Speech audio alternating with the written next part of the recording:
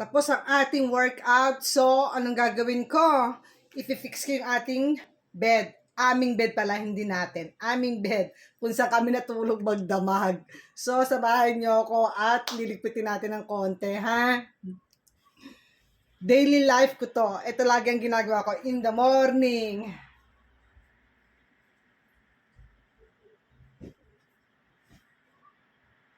Tagalawa kaming unan. Dalawa sa kanya, dalawa rin sa akin. So, ito ang aming mga unan. Napagpag ko na siya. Kaya, okay na yan. O, diba? Ganyan lang siya.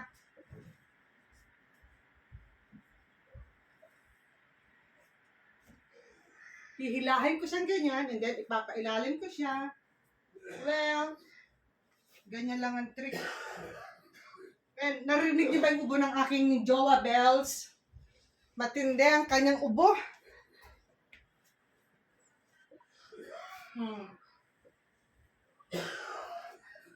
Hindi ko na pinakita yung pagpagpag kasi baka ma-violation tayo nung na-mention ko yung words na restrict tayo. So, eto na lang ang pinakita ko sa inyo. Ay, lumalabas yung kabilbilan ni Lola. Okay lang yan. It's normal.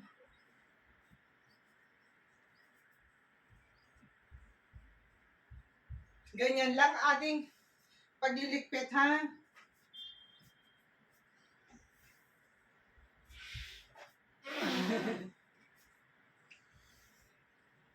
Ito yung nilalagay niya sa in-between legs.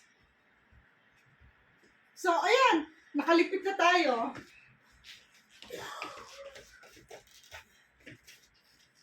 Ayan. Ganito lang ang paglilikpit ng higaan, ha? Napakadali. Kaya kayo dyan, pagkakabangon nyo, likpitin nyo ang inyong hinigaan. Alam ko, tutulugan ulit yun mamayang gabi. Pero mas maigi yung nililigpit din para naayos. Hindi ba? Okay? Salamat sa panonood, guys. Continue watching. And please, support all the content creators.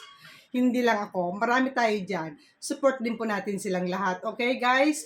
Salamat sa inyong panonood. Huwag niyo skip. Baka may ads. Makakatulong din yan. So, guys, God bless you.